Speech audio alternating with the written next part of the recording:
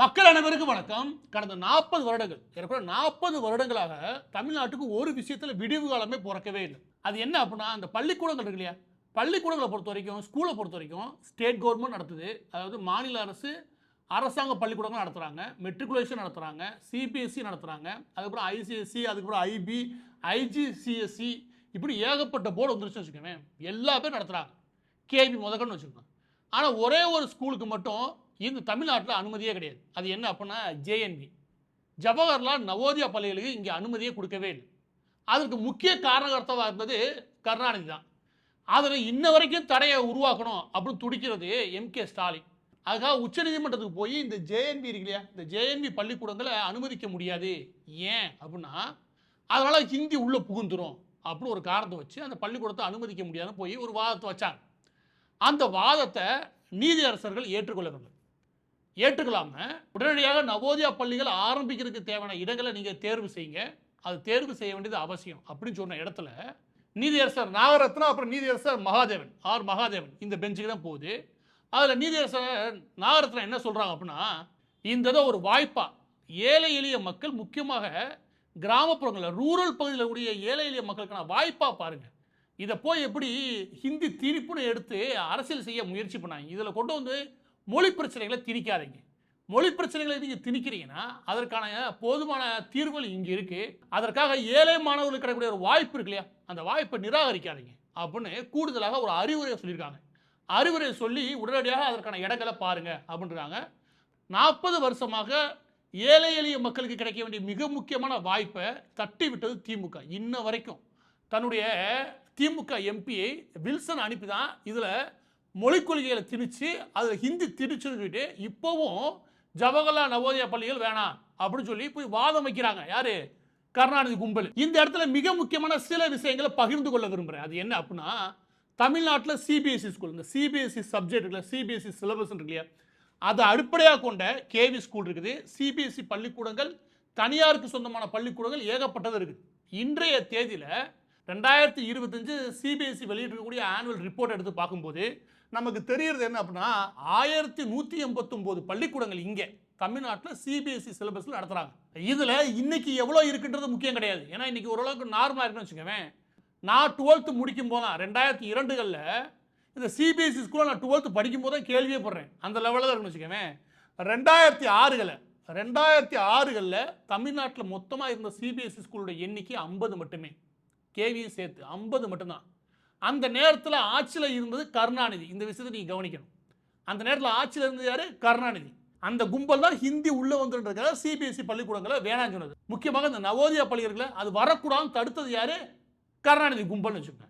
அப்போ 2006ல் 50 ஸ்கூலாக இருந்தது. அவர் ஆட்சியை முடிக்கும் போது 250 ஸ்கூலாக மாறிச்சு. அந்த நேரத்தில் கேவி இருக்கு இல்லையா, இந்த கேந்திர வித்யாலயா, இதற்கான தேவை இருக்கு இல்லையா, அதாவது அதுக்கு சீட்டு வாங்குறதுக்கு எம்பிகளால் பரிந்துரை பண்ண முடியும், சிலரால் பரிந்துரை பண்ண முடியும். அந்த சீட்டை எல்லாம் 20 லட்சம் 10 லட்சம் வித்தாயில. அப்போ மக்கள் மத்தியில் இந்த சிபிஎஸ்சி ஸ்கூலுக்கு ஒரு பெரிய தேவை இருக்குது அப்படின்னு சொல்லிட்டு அவருடைய ஆட்சியில் மட்டும் சுமார் 200 புதிய பள்ளிக்கூடங்களை தனியார் ஓப்பன் பண்ணாங்க. அது எல்லாமே திமுக காரன்னு வச்சுக்கோங்க.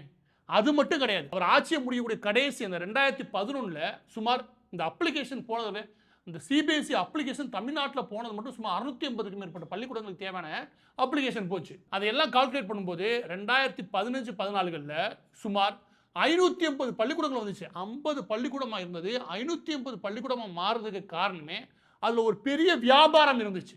அதான் புரிஞ்சுக்கணும், அதில் ஒரு பெரிய வியாபாரம். மெட்ரிகுலேஷன் ஸ்கூலை விட இதில் அதிகப்படியாக மக்களுக்கு பெரிய அளவில் காசை கொட்ட தயாராக இருக்காங்க. எனவே நம்ம ஆரம்பித்தோம்னா இது ஒரு பெரிய பிஸ்னஸாக மாறும்னு திமுக காரன் ஃபுல்லாக நம்பினான்.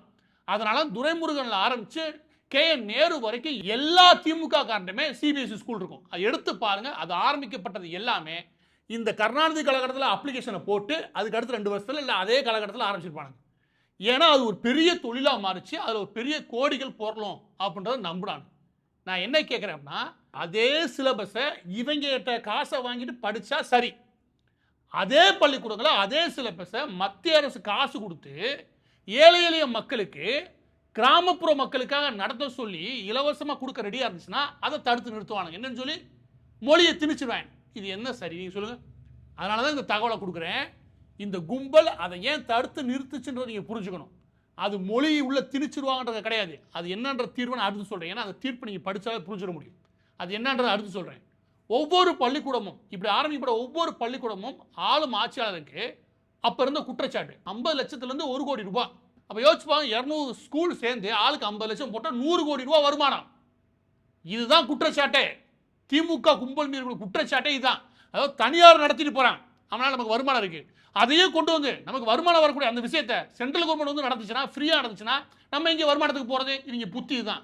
நீங்கள் திரைப்படத்தில் கூட இப்படியான அரசியல்வாதிகளை பார்க்க முடியாது. நான் சொல்கிறேன், புரிஞ்சுக்கோங்க. ஆனால் எனக்கு என்ன வேதனைனா, இன்னைக்கு எதுக்குறானுங்க 2 விதமான லாபம் பார்க்கலாம். ஒன்று ஹிந்தி எதிர்ப்பு சொல்லிட்டு அரசியல் லாபம் பார்க்கலாம், இன்னொரு போட்டு இந்த போட்டு லாபம் பார்ப்போம்.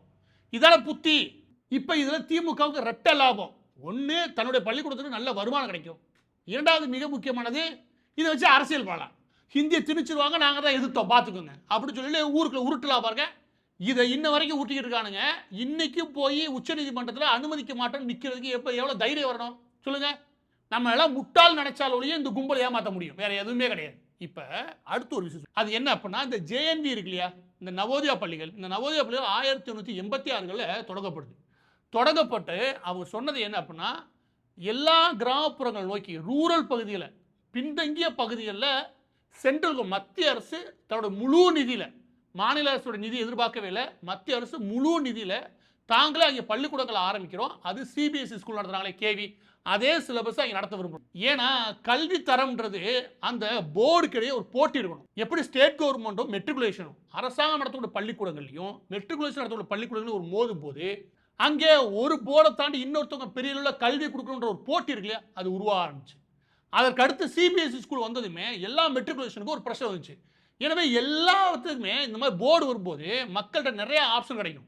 நிறைய ஆப்ஷன் இருக்கும்போது எது தன் குழந்தைக்கு ஏற்ற படிப்பு, சில பேர் சிபிஎஸ்சி விரும்பாமல் இன்டர்நேஷனல் போர்டா, அதாவது ஐபி, ஐசிஎஸ்சி இந்த மாதிரி போர்டு போவான்னு வச்சுக்கோங்க. சில பேர் சிபிஎஸ்சி வேணும்னா நினைப்பாங்க, சில மெட்ரிகுலேஷன் போகிறாங்க. தங்களோட குழந்தைகளுக்கு எந்த இடம் அப்படின்ட்டு ஒரு ஆப்ஷன் கிடைக்கும். அதோட சேர்த்து போட்டியும் ஆரோக்கியமாக போட்டி இருக்கும். இது ஒரு பக்கம் காரணம்னா, ரூரல் பகுதிகளில், அதாவது கிராமப்புற பகுதிகளில் ஏழை எளிய மக்கள் இருக்காங்களே, இந்த குழந்தைகளுக்கு இந்த வாய்ப்பை நம்ம விட்டுறக்கூடாதுன்னு சொல்லிட்டு அந்த வாய்ப்பை மத்திய அரசு கொடுக்க நினைக்கும் போது அதை தட்டி விட்டது இந்த கருணாநிதி கும்பல். அதற்காக அவங்க சொன்னது ஒன்றே ஒன்று தான், மாநில அரசு என்ன பண்ணுங்கன்னா, கிராமப்புறங்களில் ஏதோ ஒரு நல்ல இடத்துல மாவட்டம் தோறும் 5லேருந்து ஒரு 25 ஏக்கர் நிலத்தை ஒதுக்குங்க. அது ஒதுக்க முடியாத நான் கேட்குறேன், அசால்ட்டாக ஒதுக்கலாம் வச்சுக்கோங்க. 5லேருந்து 25 ஏக்கர். இன்னைக்கு டாஸ்மாக் கடையை ஒரு இடத்துல ஓப்பன் பண்ணி வச்சுக்கவேன், நைட்டு முடிச்சு பகல் எழுந்து வச்சுக்கவேன், அடுத்த நாள் ஓப்பன் பண்ணிடுவாங்க. அந்த வேகத்தில் டாஸ்மாக் கடையை வேகமாக ஓப்பன் பண்ணுறதுக்கு திமுக கவர்மெண்ட் காட்டக்கூடிய ஆர்வத்தில், நீ டாஸ்மாக் கடையை ஓப்பன் பண்ணி சாராய கடையை ஓப்பன் பண்ணி என்ன வளத்தை இங்கே கொடுத்துட முடியும்? அந்த இடத்துல ஜேஎன்வி நவோதயா பள்ளி வந்தால் என்ன கெட்டு போகும்? ஊருக்குள்ளே சாராய கடையை ஓப்பன் பண்ணுறதுக்கு நைட்டோ நைட்டாக ஓப்பன் பண்ணுறதுக்கு அவ்வளோ வேலை ஆகுறானுங்க. இதுக்கு ஒரு 5 ஏக்கர்லேருந்து 10 ஏக்கர் நிலத்தை ஒதுக்குறதுக்கு ஓன்னு அழுகுறானுங்க, வர விடக்கூடாதுன்னு செய்கிறானுங்க. இதற்காக மத்திய அரசு ஒவ்வொரு வருஷமும் 5000 கோடி ஒதுக்குது. 5000 கோடி ஒதுக்குது. எல்லா மாநிலத்திலையும், நல்லா புரிஞ்சுக்கணும், எல்லா மாநிலத்திலையும், பக்கத்தில் கர்நாடகா, ஆந்திரா, தெலுங்கானா, இந்த போட்டு கேரளா, எல்லா இடத்துலையுமே இந்த நவோதயா பள்ளிகள் இருக்கு. எல்லா குழந்தைகளும் படிக்குது. ஆனால் நம்ம ஊரில் மட்டும் படிக்கலை. ஏன்னா அந்த பள்ளியை வர விடாமல் தடுத்து நிறுத்தினது இந்த கருணாநிதி கும்பல். வரவே கூடாதுன்னு முழு மூச்சா நிற்கிறானுங்க. ஒவ்வொரு மாநிலத்திலும் எடுத்து வச்சுக்கவே, இந்த நவோதயா பள்ளிகள் எங்களுக்கு இன்னும் 4 பள்ளிக்கூடங்களை ஆரம்பிச்சு கொடுங்க, இன்னும் ஒரு 10 பள்ளிக்கூடங்களை ஆரம்பிச்சு கொடுங்கன்னு கேரளா, கர்நாடகாலாம் கெஞ்சுதுன்னு வச்சுக்கவேன். ஏன்னா அவங்களுக்கு இதையும் தாண்டி நிறையா பள்ளிக்கூடங்கள் நவோதயா பள்ளிக்கூடங்கள் வர்றது அங்கே மேன் பவர், அதாவது அங்கே குழந்தைகளுக்கு இன்னும் வாய்ப்புகளை உருவாக்கும்னு அவங்க முயற்சி எடுக்கும்போது, இங்கே வரக்கூடாதுன்னு எவனா தடுப்பானா? உங்கள் குழந்தைக்கு ஒரு வாய்ப்பு இருக்குது, அந்த வாய்ப்பு நல்ல வாய்ப்புன்னு வச்சுக்கவேன், இன்னும் 2 குழந்தைகளுக்கு அந்த வாய்ப்பை உருவாக்குன்னு நினச்சா மனுஷன் அந்த வாய்ப்போட தட்டி விட்டா எப்படி இருக்கும்? அதை கருணாநிதி கும்பல் பண்ணது. எல்லா மாநிலத்திலுமே அந்த விஷயம் மிகப்பெரிய நல்ல விஷயம்னு அவங்க போற்றும் போது, இங்கே மட்டும் எப்படி நீ கெட்ட விஷயத்தை கண்டுபிடிச்ச? இவங்களுக்கு கெட்ட எண்ணம். எனவே கடந்த 40 வருஷத்துல சுமார் கிராமப்புற மாணவர்களுக்கு சுமார் 80,000 மாணவர்களுக்கு கிடைக்கக்கூடிய வாய்ப்பை முழுசா தட்டி விட்டது இந்த கும்பல். இப்போ எதனால தட்டி விட்டாங்க? இந்த திமுக எதனால இது எதுக்குது? எதிர்க்கிறதுக்கு ஏதாவது காரணம் இருக்கா அப்படின்னா, நாங்கள் இருமொழி கொள்கை தான் வச்சிருக்கோம். ஒன்று தமிழ் படிப்போம், இல்லாட்டி இங்கிலீஷ் படிப்போம். ஆஹா, நல்ல கொள்கை தான், மாற்று கருத்தே கிடையாது, நல்ல கொள்கை. அதே தான் எல்லா சிபிஎஸ்சி ஸ்கூலும் ஆரம்பிக்க விட்டையே, அங்கேயே அதான் ஃபாலோ பண்ணுறானா? ஏற்கனவே கேவி இருக்கே, அங்கேயே அதான் ஃபாலோ பண்ணுறானா? எல்லா இன்டர்நேஷனல் போர்டு ஃபுல்லாக உள்ள இருக்கே, அதெல்லாம் அதான் ஃபாலோ பண்ணுறானா? எனவே இந்த வாதத்தை இவங்க அரசியல் ரீதியாக நம்மளை குழப்பறதுக்காக வச்சுருக்கானுங்க தவிர்த்து வேறு எதுவும் இதில் பிரயோஜனமான விஷயமே கிடையாது வச்சுக்கோங்க. தமிழ்நாடுடைய இந்த இருமொழி கொள்கை இருக்குல்ல, 2006 உருவாக்கப்பட்ட இருமொழி கொள்கை, அந்த இருமொழி கொள்கையின்படி நாங்கள் அனுமதிப்பது இல்லைன்னு போய் சுப்ரீம் கோர்ட்டில் இன்னைக்கு வாதம் வைக்கிறானுங்க. நான் என்ன கேட்குறேன்னா, அந்த அனுமதி இல்லாதனால என்ன இங்கே ஒரு வாய்ப்பை குழந்தைகள்கிட்ட பறிச்சிட முடியும்?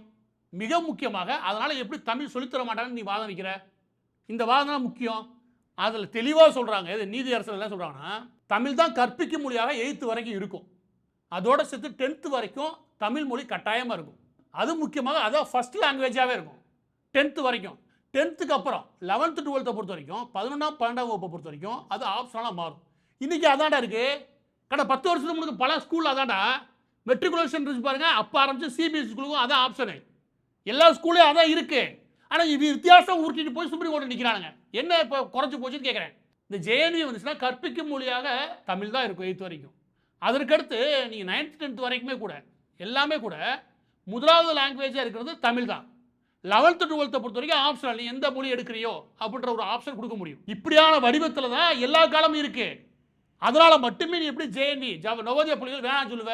எனவே திமுக வைக்கக்கூடிய வாதம்ன்றது நம்மளை முட்டாளாக்குற முயற்சி தானே ஒழிய வேற எதுவுமே கிடையாது. அந்தந்த பகுதிகளில் இவங்க பண்றாங்க வியாபாரம். எது சிபிஎஸ்சி ஸ்கூல் வச்சுக்கிட்டு அந்த கோவில் வியாபாரம் பண்ணியிருக்கோம். அந்த கடையை அங்கிட்டு ஓப்பன் பண்ணிட்டானே போச்சு. அந்த கடையை இலவசமாக கொடுத்தானே நமக்கு பெரிய சிக்கல் அப்படின்ற ஒரு வருத்தம் தானே ஒழிய வேற எதுவும் கிடையாது. வேற என்ன இருக்க முடியும் சொல்லுங்க பார்ப்போம். இப்போ பதிவோட இறுதி பகுதிக்கு வந்திருக்கோம். இந்த வழக்கை தொடுத்தது குமரி மகாசபை. அந்த குமரி மகாசபை அவர்களுக்கு 2017 தொடுத்திருக்காங்க. அவங்களுக்கு என்னுடைய வாழ்த்துக்களும் நன்றிகளும் மக்கள் சார்பாக அவங்களுக்கு நன்றி தெரிவிக்கிறோம். அத்தோடு சேர்த்து இன்னைக்கும் ஏழை எளிய மக்களுக்கு இந்த கல்வி கிடைக்கக்கூடாது அப்படி தட்டி விடணும் முயற்சி பண்ணக்கூடிய கருணாநிதி வகைரா இருக்காங்களே, இந்த கும்பலுக்கு இதற்காகவாது வரக்கூடிய தேர்தலில் ஓட்டே போடக்கூடாது. 40 வருஷம் சுமார் 80,000 குழந்தைகள் எது கிராமப்புறத்தில் உள்ள குழந்தைகளுக்கு கிடைக்க வேண்டிய வாய்ப்பை ஒரு குடும்பம் தன்னுடைய அரசியல் லாபத்துக்காகவும் தன்னுடைய கட்சிக்காரங்களுடைய அரசியல் லாபத்துக்காகவும் காசு லாபத்துக்காகவும் தடுத்து நிறுத்திருக்காங்கன்னா 80,000 மாணவர்கள் மட்டும் பார்க்காதீங்க, 80,000 குடும்பம்னு பாரு. ஒரு குடும்பத்தில் 2-3 குழந்தைகள், ஒரு குழந்தை படித்து மேலே ஏறிச்சு வச்சுக்கவேன், அந்த ஒட்டுமொத்த குடும்பத்தையும் தூக்கி நிப்பாட்டிட முடியும். அப்படி அழகான ஒரு வாய்ப்பை குழந்தைகளுக்கு கிடைக்க வேண்டிய வாய்ப்பை 40 வருஷமாக தட்டிவிட்ட காரணத்தினாலேயே திமுக எந்த ஜென்மத்துக்கும் இங்கே வரவே கூடாது. அது மிக முக்கியமாக நவோதயா பள்ளிகள் வரக்கூடிய இந்த சூழலில் திரும்ப திமுக வந்துச்சுன்னா எதையாவது கட்டையை போட்டு அந்த பள்ளிக்கூடத்தை நிப்பாட்டுறதுக்கு முயற்சி பண்ணுவான். எனவே மக்கள் இந்த விஷயத்தில் தீவிரமாக திமுகவுக்கு எதிர்நிலை எடுத்தாகும்.